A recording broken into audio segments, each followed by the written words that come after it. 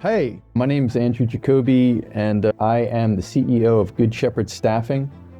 And what we do is we help people, entrepreneurs, business owners, executives, find virtual assistants, typically in the Philippines. We help people in the Philippines find work that enables them to make a local living wage as well as work from home. Because a lot of people in the Philippines, if they live in what's called the provinces, they have to leave home in order to make a living, typically. And that means they're commuting, and that hurts their ability to form family relationships.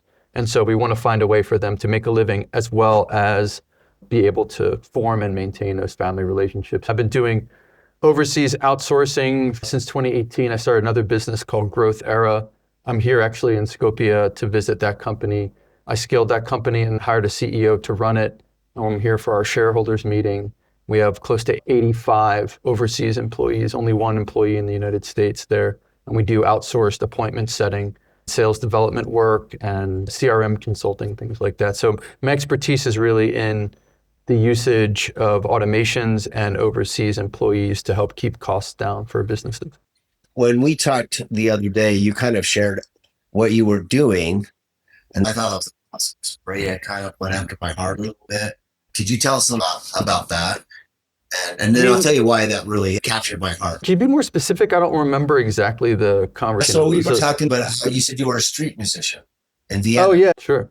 It's always been one of my dreams to go to Vienna. Okay? That's right. Because to me, that's like music central. I don't know why. It is. I've denoted Vienna as music capital. So yeah. It is. Tell us about that. It's a beautiful city. Yeah, I was a street musician before I started a business. I started the business in 2018, so I was about 45. And I just realized that it's wonderful to be a street musician there. Vienna was a great place to do it. They have this thing called the U-Bahn Star program, where you have to try out for the Wiener Linie, which is their train program. And by doing that, they video you and allow you to play with amplification. So you can make good money doing it, but if you're not playing, you're not making money. As I was getting older, I saw that it was a difficult way as it relates to retirement to make any money above just the bare necessities to live. That's why I started a business, because I wanted to do something where I still play music, and I still do play music, but I'm not relying on it to make money. So I just started to build business assets for that. Yeah, I think that's awesome. And I think that musicians, I'm very biased, that musicians are awesome. My story is kind of similar. I just started a little earlier. I was a music major in college and wanted to be a composer. They didn't really have a composition program at my college. Okay, it was more of a music education, or it was more teaching, which wasn't really what I wanted to do. I wanted to perform. And so, I wanted to compose. And I had a cousin that was in LA doing some stuff. There was a school called KIT, Keyboard Institute of Technology at the time. And I thought, you know what? I don't know how I'm going to pay for it. I don't know how I'm going to do it. So I'm just going to go to LA if I want to give this a shot and do film scoring, which is what I wanted to do. And so I was getting all ready to do it.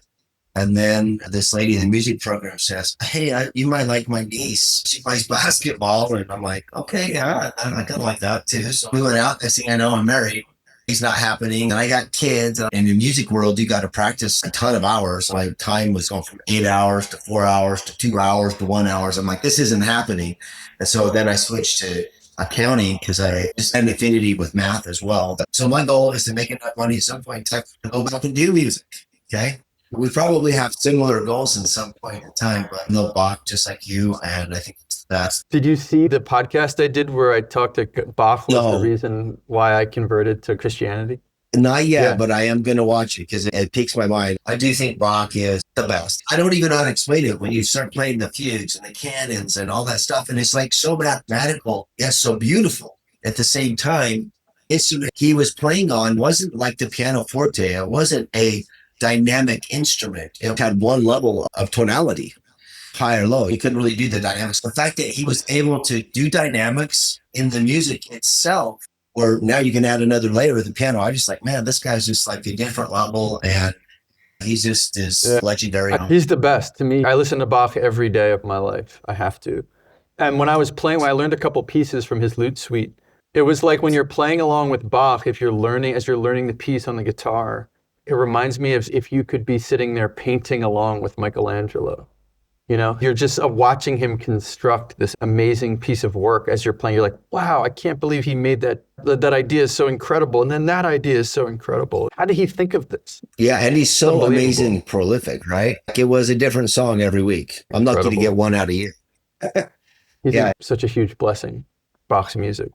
What's your favorite Bach piece? I forget. The first song on Hilary Hahn Plays Bach. That's what converted me to Bach, was her solo violin rendition of, I think it's a partita in E major. I'm not sure which BMV though, but if you go to Hilary Hahn Plays Bach and pick the first piece, it's like amazing. That's what I want at my funeral. Yeah. I want that played. That's the piece of music I've ever heard in my life. It's a nice upbeat. You're making me think of that show. There's a 70s bike show and they're playing all this Italian music, and I can't remember the show off the top of my head. But anyway, it's kind of fun. It's like the opera songs, but they really work well. And Italian songs in Vivaldi. Yeah, no, I think it was like Rossini's. So I don't remember exactly what it was. I'd have to look it up. Right, I think it's called Breakaway. It's a bike show, and the guy is like in the Italian. It was in this great bike racer, and kind of the local kids that aren't the rich kids. So they're going to go to college. He's actually kind of smart. He's a really good bike rider, and so he wants to be an Italian. So he's listening to all this Italian music or whatnot. But which I like too. Everybody, there's a first, and then there's some seconds. But he's definitely the first for sure. Well, let's go into your business now. I've been using you for, I don't know, about a year, I think, or so now. We've been using your VA company to do different things. We've had good success with our person. In my company, we're kind of all over the place. So she's done a lot of lead generation. She's done a lot of editing of videos and all kinds of different things. We've had her use Canva quite a bit. Sometimes not everybody, you can't expect a VA to know every tool, obviously, right? There's those VA tools out there. We found her to be a good source. And I think mostly I found your company to be very honest, And so tell us a little bit about how you pick people. Why did you choose this business? And I'd like to know how you can use it. Of course, anybody can use this company, but how do you think a doctor or dentist should use your virtual assistant? Yeah. First is that I started using overseas labor because when I started my company, I was a street musician and I didn't have any money. Any work that was going to get done, it was going to get done by me. And whatever little money I could scrape together, I ended up moving to Skopje, Macedonia, which is where I am now again, and just cutting my costs very little. And I had a partner here and we were just hiring local people here, and the average salary was very affordable for us, like a full-time salary. And what I ended up finding, I lived abroad for 15 years. So I just ended up meeting a lot of people all over the world. I lived in Asia, I lived in South America, Central America, and I just was super impressed by the talent that I would meet. I met this guy, my partner Darko, and he has a funny accent if you talk to him, Darko Dovkovsky, but he's brilliant, hardworking, and honest. He's just an amazing human being. And it just so happens he was born in a poor country where there's not a lot of opportunity locally. Yeah. So the internet and these modern forms of communication give him the opportunity to provide value anywhere in the world. Just kind of awesome. And really powerful for me as an entrepreneur, because that's what I did. And then the new company, but as an entrepreneur, as an artist and an entrepreneur, I'm much better in the beginning part of a business when it's about creativity and going from 0 to 1. Once it becomes about scaling, turning knobs and operations, I'm not very good. I'm not a great CEO at that point because I just want to break things and try new stuff because I'm a crazy creative person. And so I just started a new company, and the goal of the new company was exactly what you said, Carl, which is how do I teach local businesses in the United States like yourself what I learned. In the Philippines, what we do typically, we weren't doing this when we started working with you, but what we started doing is we work with vocational schools. And those vocational schools train people. So these are people who are filtering themselves. They live in a poor country. They're paying money out of their own pocket to learn how these online tools, like you talked about, Canva and all these tools that are getting better and better. And so these VAs are learning these skills, and as part of their training, they have to do an unpaid internship of between 30 and 60 hours, depending upon the school we work with. And so we place those interns with people in the United States. So they need to do a free unpaid internship to gain some experience. If you've never worked with a remote overseas assistant, it's a great match. It's like a marriage made in heaven. So we match them. So if this is an idea that's appealing to you, reach out to us and we would love to hook you up with a virtual assistant intern. You have no obligation to hire them at the end, but if you want, you can for a very affordable rate. So it's like we try to make it as easy as possible. So full-time person, $5.60 an hour. 10-hour person a week would be $8 an hour. So anywhere between $5.60 and $8 an hour. So if you can find valuable work for them to do, and there's an art to that, and you have to practice. It's super affordable, as you said, and they're great people, really honest and wonderful to work for, and I love working with them. And to answer your second question about what should be done, that's really the whole game in business, right? As an entrepreneur or an owner of a business, and even if you're a doctor or a dentist, you still are an entrepreneur too, like you own the business. So it's really all about figuring out what labor needs to be done by whom. The first thing you should be doing is assessing everything that you do within the company to determine what cannot be done. That's the first step. Are you doing stuff that's unnecessary? What can you eliminate? Because a lot of people are just doing stuff for the sake of doing it.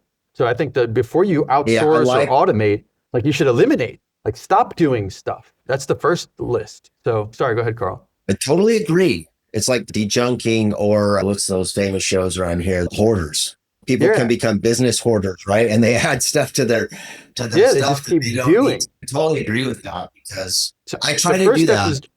You should. Yeah, first thing, what should you not be doing? Then the second thing is, what are human beings doing that could better be automated, like a robot? Because we have control of like a whole robot army. I mean, that's what a software program is, even if it's AI or not AI, it's a robot. It's just that you don't get to see the robot. The robot is in some data center somewhere, but it's a robot. It's like a real thing. It exists. It's like this robot in a room of like air-conditioned room somewhere. And you get to control that robot using code. That's the language the robot uses. So if you learn how to code or hire somebody that knows how to code, you're hiring somebody that understands the language of robots. And so you should get those robots to do whatever could be done by a robot. That's the next level. And that's a whole question. And you have the responsibility as an entrepreneur to understand what that is and what can be done by humans and should be done by humans and what should be done by robots. And that's improving all the time. Then the third thing is, okay, once you've eliminated everything that you should have eliminated, and once you've automated everything that you can automate, the next thing you should be like, okay, what can an overseas person do for me? So for example, like, because they're going to be the least expensive resource. So what can I have them do for me? So for me, there's certain work that has to be done locally. Like it has to be done, delivered in person. Like you can't work on somebody's teeth remotely. It's hard to do that. Maybe you could diagnose, but it's really hard to actually get in their mouth and mess with their teeth. Right. So what can be done, anything that can be delivered over a wire, you can do from anywhere. So that to me is where I'm always looking. What kind of things can you be doing? The way I look at things personally is I like to have as much done automatically as possible using automations, and then layering on humans. As good as these software tools are, when you start having them communicate with one another and you get this conglomeration of IT, and reality is that there needs to be a human being orchestrating it. So to go to a music metaphor, you kind of need a conductor still. You need somebody who's overseeing the bots, the bot armies.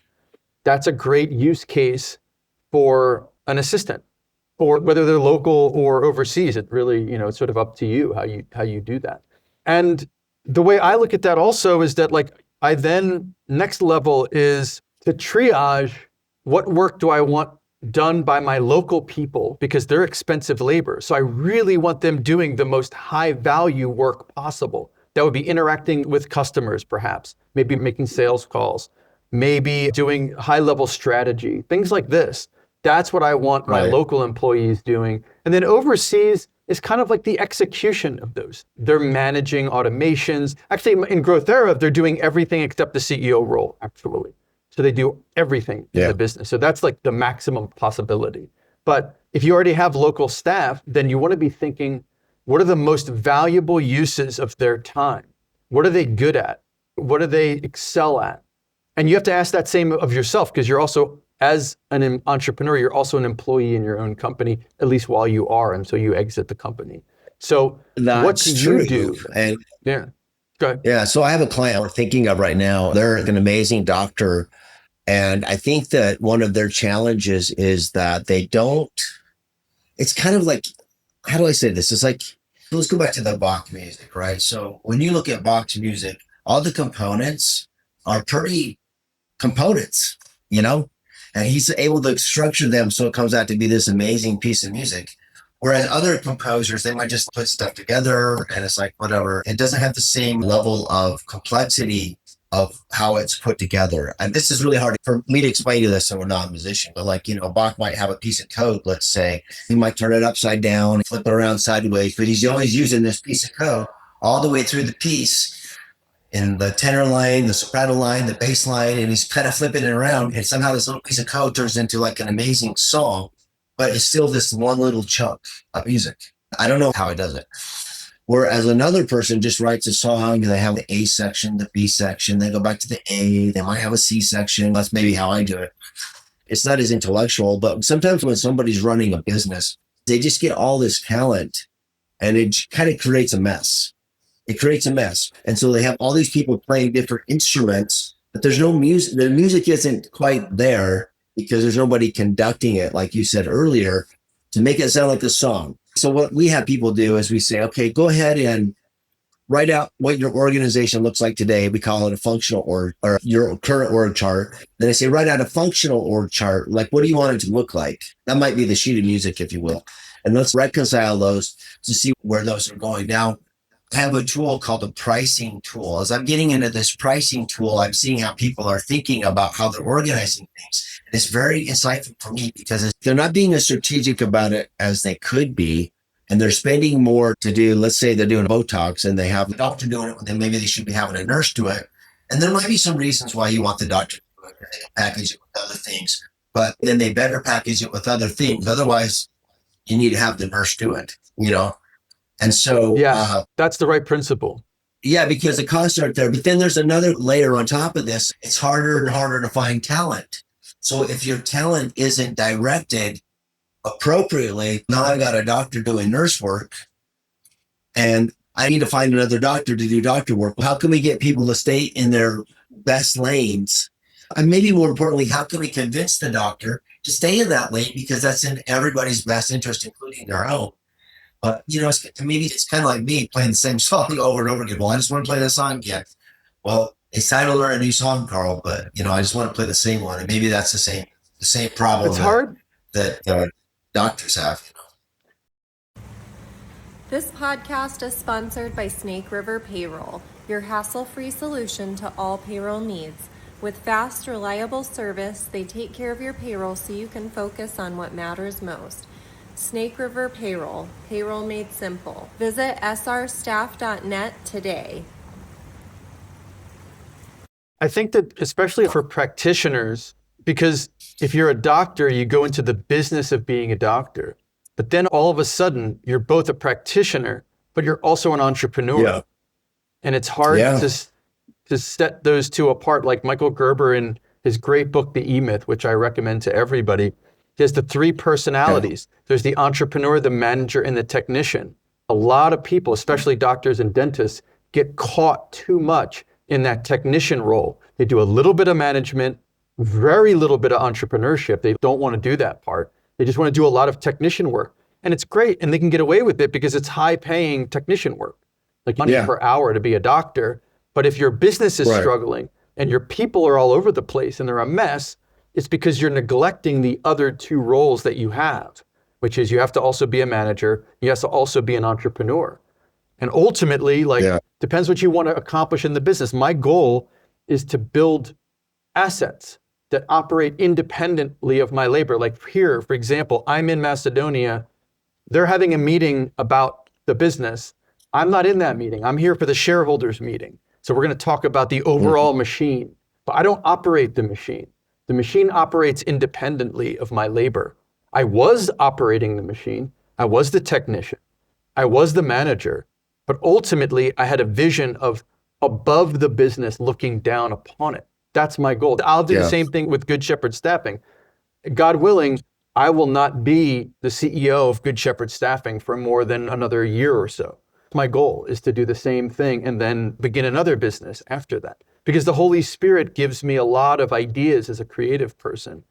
And my goal as a human being, as a creator, is to incarnate as many of those ideas as possible. That's the Christian message, the incarnational faith. So and that's what Bach said about his music. They asked him, why does he play music? He said, to glorify God and inspire my fellow man. That's the purpose of the music. Yeah. So the same thing as a creator of businesses, I want to create entities that provide work. Like in the example of Good Shepherd Staffing, they provide work for people that need it in a way that's respectful, in a way that enables them to have families, and also provides an honest and also affordable way for entrepreneurs. I like to work with small business people like yourself, because that's what I am too. Yeah. And I think that that's like the backbone of every country, essentially. And I think that this is a way for them to see their dream realized. As an entrepreneur, so if you're a dentist or a doctor, you have to make sure you're giving as much attention to each of these roles, because you have the role. You can't not be the entrepreneur if it's your business. You are by default. Right. There's no opting out of that. You have to handle that piece. You have to think about the thing as a whole. Then you have to be a manager in the short term too, until you're sort of like above it enough that you don't have to do that. You know, that's an important distinction philosophically.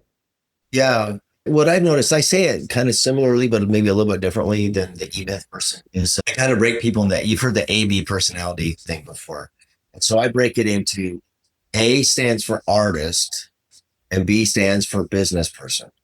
I have clients I work with that I'm definitely more in the A category. Okay. So I get caught up in being a technician. I get caught up in being an artist because to help it, you know, what I tell my doctors and my clients is like, if that's you, just know that your scope is probably one practice. You can make that practice really awesome and you can make it a vision. But if you're going to do that, you need to be more on the leading edge of your specialty and your field so you can get higher margins on what you do. If you're going to be that person, okay? Yep. If you're going to be more of the B personality, the business person, I have a brother that's high B, then he scales things, right? So he'll have 20, 30, who knows how many practices that he's running, and they're all very similarly run. He kind of like you. He has a CEO that runs the companies, and he's always doing something new. I would definitely say he's the B personality. There's definitely a lot more free time and money being the B personality, I think. But the A personalities, they get something from it as well. So I let them decide if they want to be the A or if they want to be the B, you know? Yeah, but depends on your goal. It's not bad to be a great doctor. Yeah. That's great. If that's all you want to do and you don't care that much about the business, let's say you just want to be a doctor and you're happy to let the business kind of be what it is and you just get to be a doctor, then that's fine. It's just what you want, you know? But you are playing the game of business, you know? So like you're exchanging. So kind of like, you don't get to decide whether you're in the water. You're in the water. You just get to decide how much time you want to spend figuring out how to swim. Are you going to flap around or are you going to swim? You're going to learn the skills of swimming. You're in the water either way. You're exchanging money for something.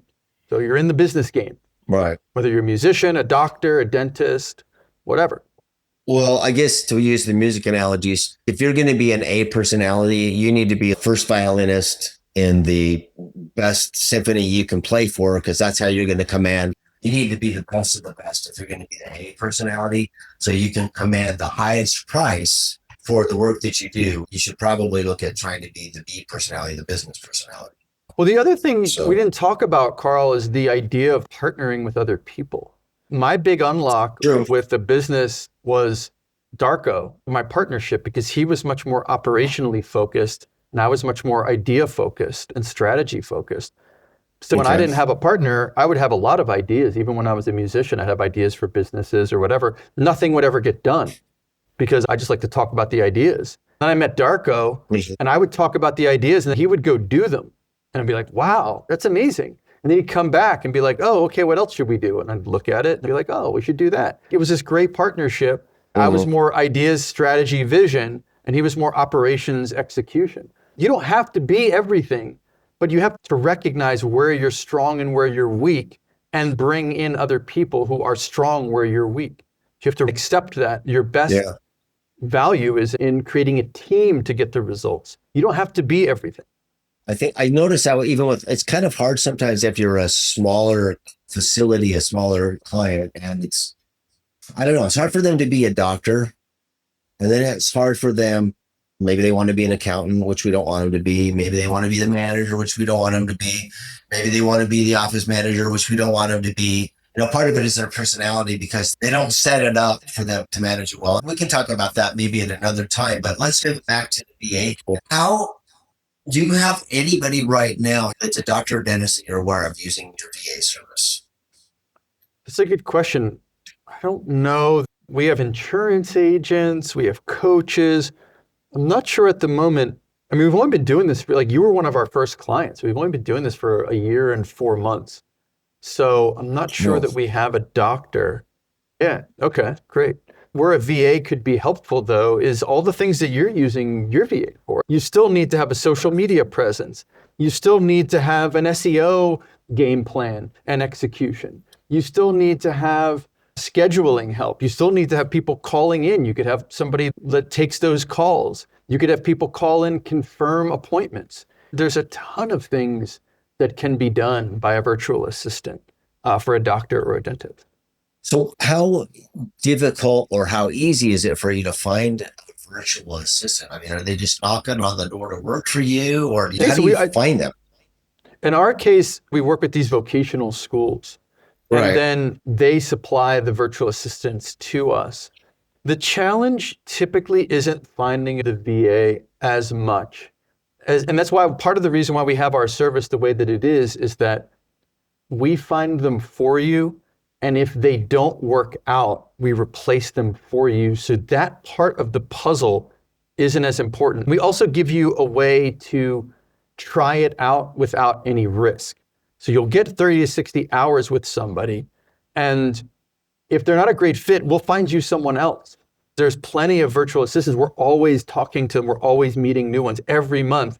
These schools that we work with graduate 400 people a month that we have access to. So we're always filtering people. So there'll always be someone. And as part of our service, we handle all the billing, but we also replace the reps. So you'll have a CSM with us like you do. You have Celine. And she checks in every week with you. Hey, how's it going? She also checks in with your rep.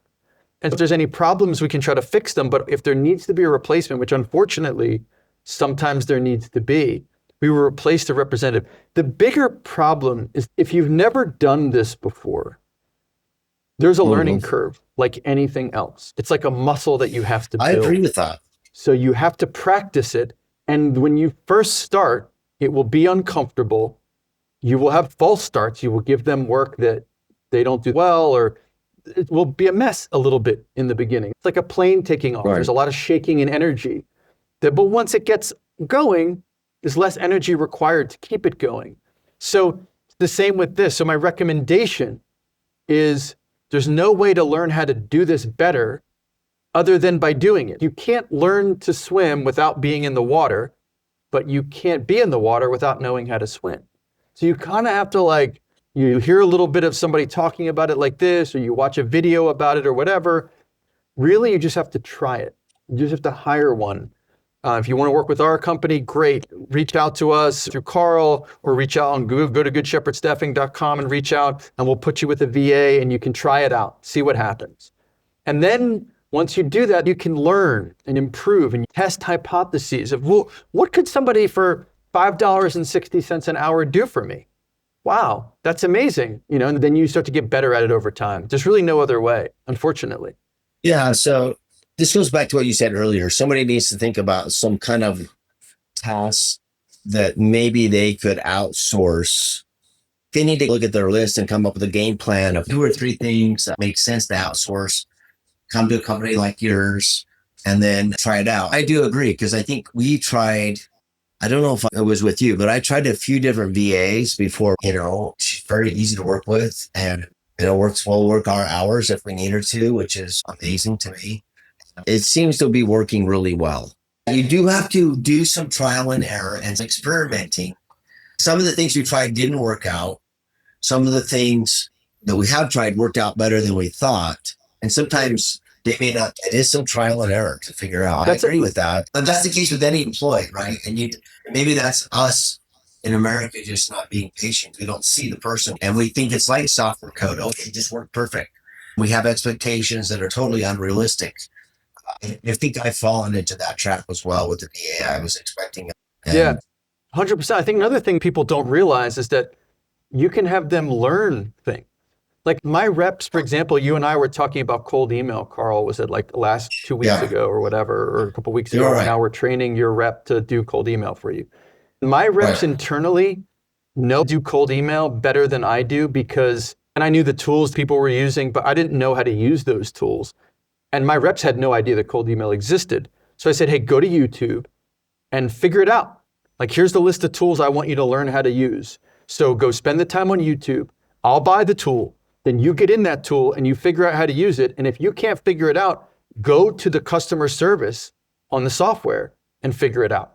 I think the biggest leverage, the biggest arbitrage opportunity is hire somebody who's young, who's smart, who's hardworking, and get them in an entry-level position and let them learn because you're not paying them that much. If they spend 2 hours a day for a while learning a software process that they're going to use for the rest of their time with you, the ROI on that is massive. If you hire somebody already with the skills that you need, then you're paying that labor cost because that's built into the cost of the market. Like that's on the market at that higher labor rate because they already have all those skills built in. But if all the skills are legible because they're all on YouTube to learn, look on YouTube for anything.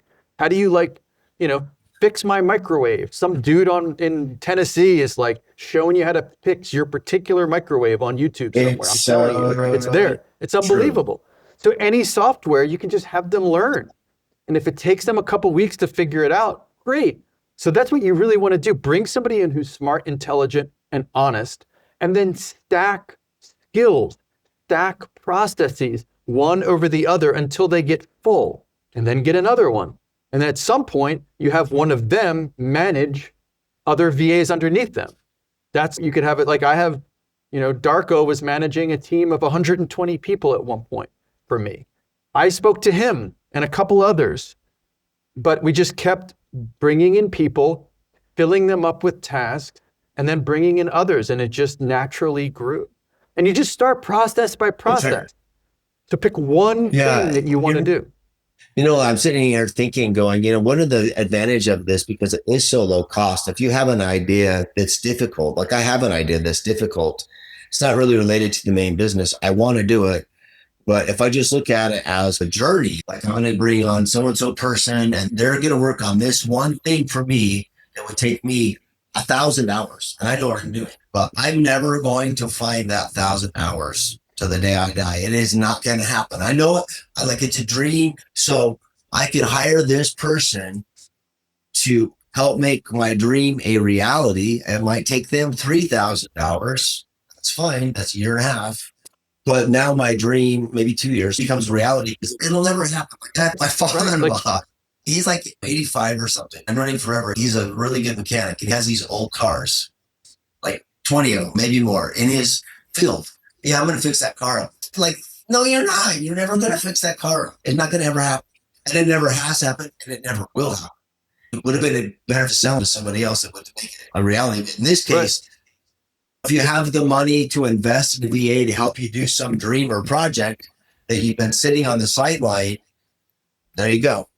Make it happen. Like your thing with you wrote your music book. You could have a rep that does nothing but reaches out to schools all over the world all day long via email, via social media, just offering your music book for free all day long, 40 hours a week. I think just sitting there all day. We're going to do that.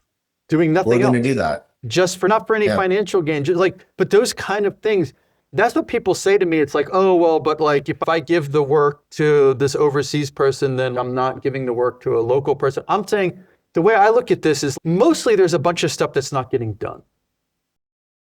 Hey everyone, Carl with Dr. CFO. Hope you're doing well today. I wanted to share with you our new Office Superhero Workbook for 2025. It's not actually just a book. If you're an owner, there's an assignment that your office manager needs to complete in the workbook. And then they return this workbook to you to show you all of the wonderful things that they have done or things that they still need to do to make your practice better. Pick one up, reach out to me, Carl at drcfo.com, and we'll get one to you. Thanks and have a great day.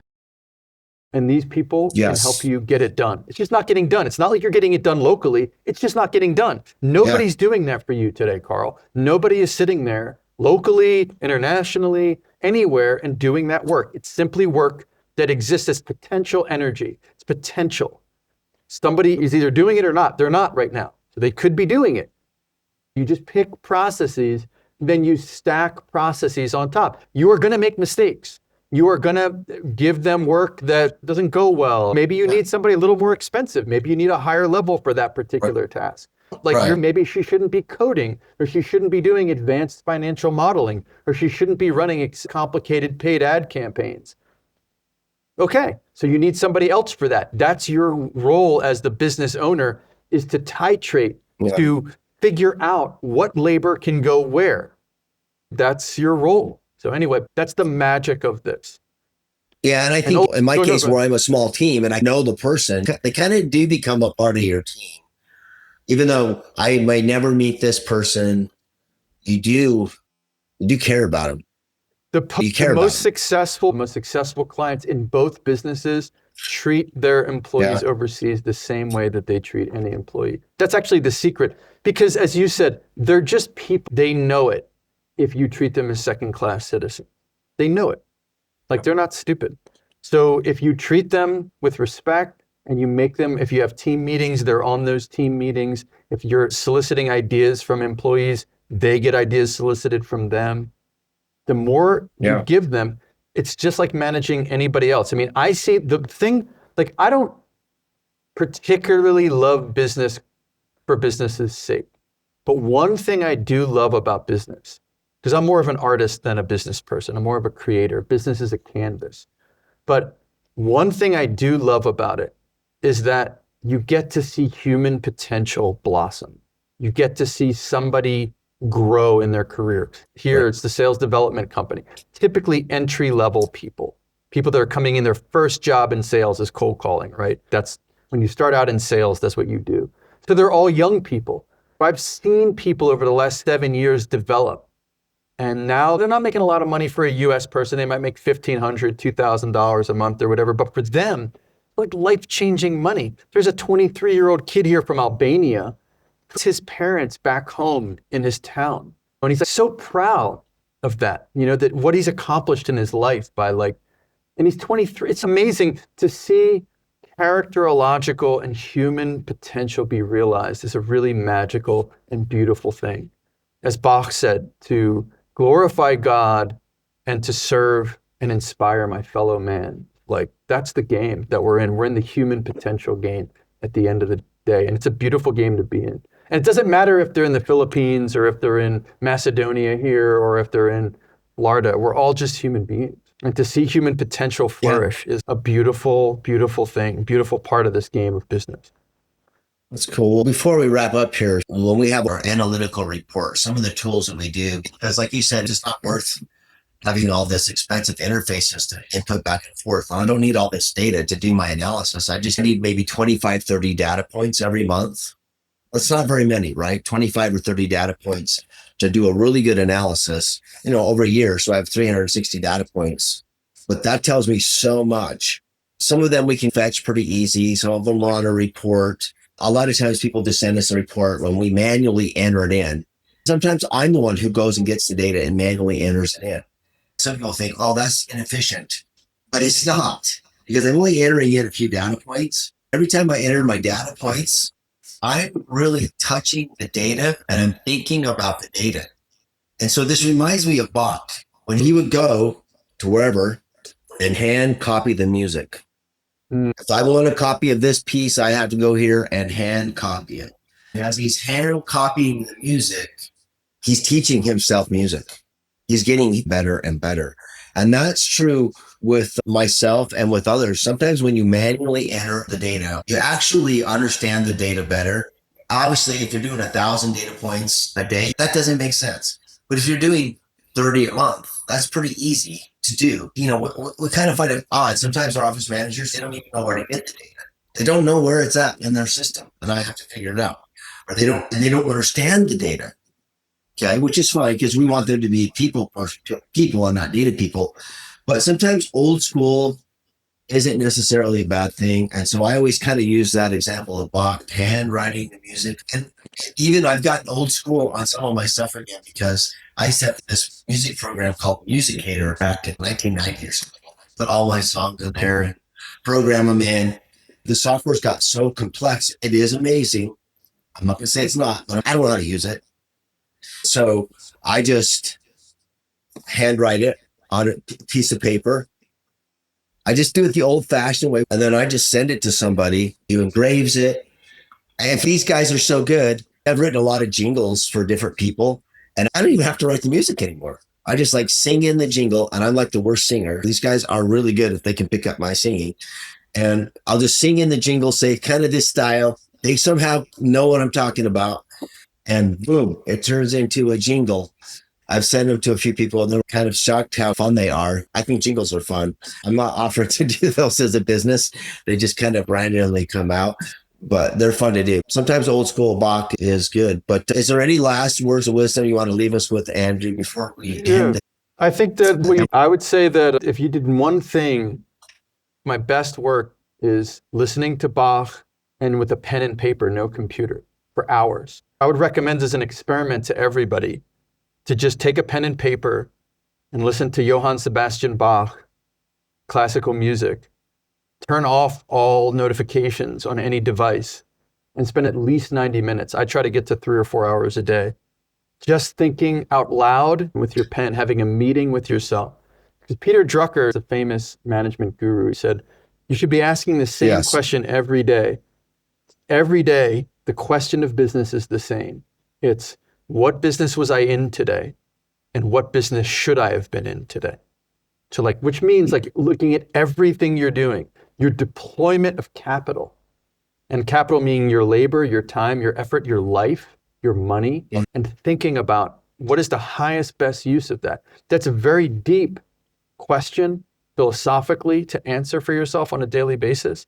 And it's very important that you not be distracted with all this technology and you just think about where you are and where you want to go and try it just as an experiment. Do it for a month. And then really quickly on the math and music, the Pythagorean theorem, a squared comes from the pre-Socratic Pythagoras. And he had this idea that music, chords are also 3, they're triads, right? Like a G chord or D chord, it's all 3. Same as Father, Son, Holy Ghost. And he was saying that he had this idea that health also was related. There's something, because if you think about it this way, music sounds resonant or dissonant no matter where you are in the world. If I play you a G chord, it's going to say, it sounds like it harmonizes with your soul. But if then it too, so his theory was that music is so deeply ingrained in the way that the world is made and so deeply ingrained in us because we're sort of tuning forks to that reality, that actually sickness and health is musical. The way to heal somebody is to restore that harmony between themselves and the world. There's discordant. So he would use music as a healing modality, as a way of reharmonizing the individual to the macro. And that's that's how deep music goes mathematically, because he's a mathematician as well, as well as musically. It goes even deeper than that, to the very fabric of reality, the beauty that is Bach or other classical music or any beautiful sound like that. It goes to the very core. You get to the truth of what is. I love that. Chris was the one who at least is given credit for discovering the harmonic series. I didn't know that. No, I didn't know that. Yeah, the harmonic series, which is kind of the basis of the 3 notes. But we won't go over here. But when you hear a chord or a scale, that's where that harmonic sound comes from the harmonic series. If you just look it up on the computer, and it'll show you kind of how the notes organize, and you'll see the structure of the chord happen on the harmonic series. And then you'll see it create a scale. One thing that I always thought was interesting when I was in music history class was, so I guess, at least if I remember correctly, was the scale, if I took a C scale, C, D, E, F, G, A, and then the B flat, and then C.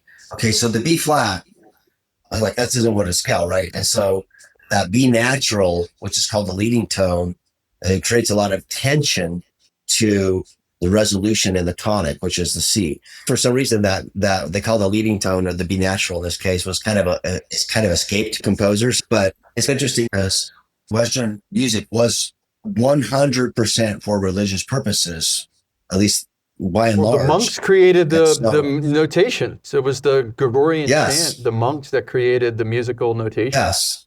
Harmonics, to be able to sing harmonies. Yeah, so there's a thing called the Picardy third, which basically says I can start the song in a minor key, but I can't end it in a minor. It has to end major. And that's kind of like a glory of God type of thing. It's kind of interesting. But anyway, we could talk about music and everything forever. I hope everybody's enjoyed this podcast and allowed us the freedom to talk about music and health. I agree with you on the Bach music. I'm going to actually do your experiment. I'm going to listen to Bach either tonight or tomorrow. In the morning, try it in the morning. Just do a minimum of an hour and a half. Has to be a minimum of an hour and a half, because you'll get deeper into thought. You have to clear the beginning of your, you'll have a lot of monkey mind jumping all over the place. But at some point in that hour and a half, if you commit to it, you will find insights into your business and even your life that will totally surprise you. It has to be pen and paper only. No multiple windows, no switching around to different things. Focus has to be focused. You have to build that. Actually, when we did our meeting, I kind of laughed because you said, hey, I have a lot of tabs up. And you did have a lot of tabs up. And my staff's always getting on my case for having so many tabs. And you destroyed my records. And I'm like, I see smart people, they have lots of tabs. It's kind of funny. But yeah, we'll make sure that we get your favorite Bach piece. We'll put it, all your website stuff in the meeting notes, and your favorite Bach piece. Maybe I'll put in my favorite Bach piece and we'll listen to them. And we'll talk again. Thanks so much for your time, Andrew. Thank you. Awesome. Thank you, Carl. I really appreciate it. All right. Take care.